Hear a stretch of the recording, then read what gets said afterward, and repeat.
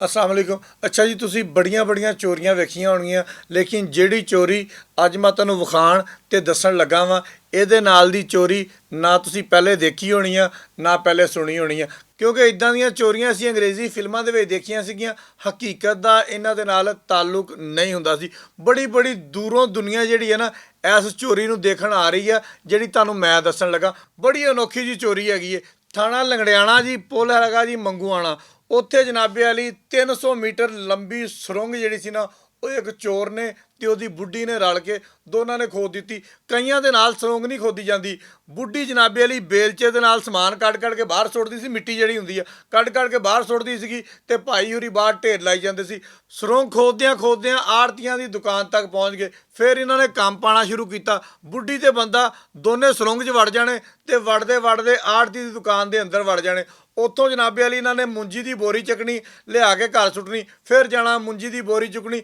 ਇੱਦਾਂ ਕਰਦਿਆਂ 45 ਬੋਰੀਆਂ ਜਿਹੜੀਆਂ ਨਾ ਮੁੰਜੀ ਦੀਆਂ, ਉਹ ਚੱਕ ਕੇ ਇਹਨਾਂ ਨੇ ਆਪਣੇ ਘਰ ਲੈਂਦੀਆਂ। ਕਿਸੇ ਹੋਰ ਜਗ੍ਹਾ ਤੋਂ ਇਹਨੇ ਸੁਰੰਗ ਨਹੀਂ ਖੋਦੀ, ਆਪਣੇ ਘਰ ਦੇ ਵਿੱਚੋਂ, ਆਪਣੇ ਬੈੱਡਰੂਮ ਦੇ ਵਿੱਚੋਂ ਇਹ ਸੁਰੰਗ ਖੋਦ ਕੇ ਤੇ ਉੱਥੇ ਤੱਕ ਲੈ ਗਿਆ। ਵਿੱਚ 4 ਗਲੀਆਂ ਆਉਂਦੀਆਂ ਵਾ, ਗਲੀਆਂ ਦੇ ਥੱਲੋਂ ਦੀ, ਲੋਕਾਂ ਦੇ ਘਰੋਂ ਦੇ ਥੱਲੋਂ ਦੀ, ਲੋਕਾਂ ਦੀਆਂ ਲੈਟਰੀਨਾਂ ਦੇ ਥੱਲੋਂ ਦੀ ਇਸ ਭਾਈ ਸਾਹਿਬ ਨੇ ਜਨਾਬੇ ਵਾਲੀ ਸੁਰੰਗ ਖੋਦ ਕੇ ਤੇ ਕੰਮ ਪਾਣਾ ਸ਼ੁਰੂ ਕਰ ਦਿੱਤਾ। ਫਿਰ ਜਨਾਬੇ ਵਾਲੀ ਫੜਿਆ ਕਿੱਦੋਂ ਗਿਆ? ਜਦੋਂ ਜਨਾਬੇ ਵਾਲੀ ਆੜਤੀ ਆਪਣੀ ਦੁਕਾਨ ਤੇ ਆਵੇ, ਰੋਜ਼ 5-7 ਬੋਰੀਆਂ ਘੱਟ ਹੋਣ,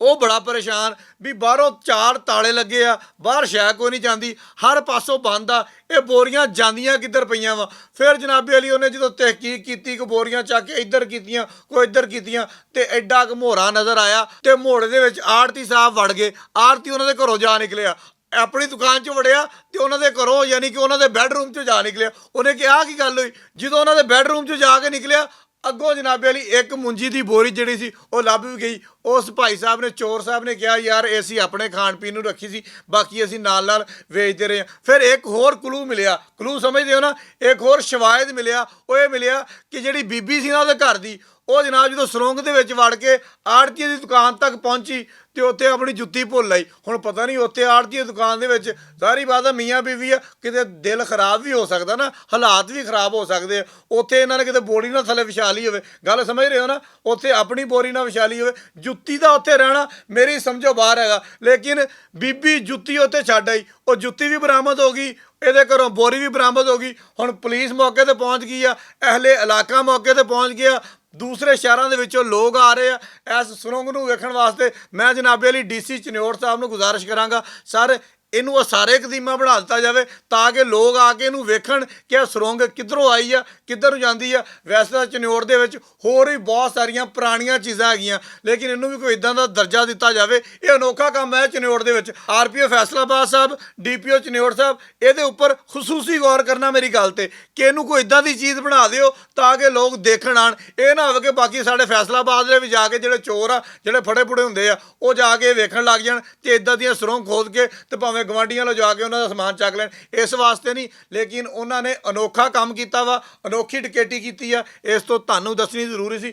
ਪੈਸੇ ਦਾ ਜਾਂ ਇੰਨੀਆਂ ਬੋਰੀਆਂ ਦਾ ਨੁਕਸਾਨ ਨਹੀਂ ਹੋਇਆ, ਸਭ ਤੋਂ ਜ਼ਿਆਦਾ ਨੁਕਸਾਨ ਉਹਦਾ ਹੋਇਆ ਵਾ ਜਿਹਨੇ ਇੰਨੀ ਮਿਹਨਤ ਕੀਤੀ। ਮੇਰੇ ਖਿਆਲ ਦੇ ਨਾਲ ਇਹਦੀ ਤਫਤੀਸ਼ ਹੋਣੀ ਚਾਹੀਦੀ ਆ, ਕਿੰਨੇ ਦਿਨ ਲੱਗੇ, ਕਿੰਨੇ ਘੰਟੇ ਲੱਗੇ, ਕਿੰਨੀਆਂ ਮਿੱਟੀ ਦੀਆਂ ਟਰਾਲੀਆਂ ਨਿਕਲੀਆਂ, ਕਿੱਥੇ ਉਹ ਸੁੱਟਦਾ ਰਿਹਾ।